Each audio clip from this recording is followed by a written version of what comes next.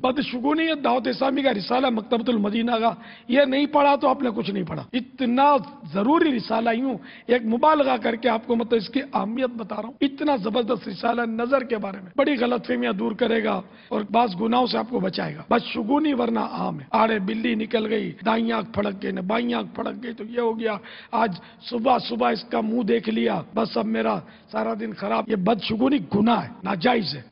इसमें माशाअल्लाह बहुत मवाद है, तो इसको देखिए आप। अच्छा शुगुन जायज है कि आज सुबह सुबह माशाअल्लाह हमारे निगरान काबीना की जियारत हो गई, बस आज खैर है इंशाअल्लाह।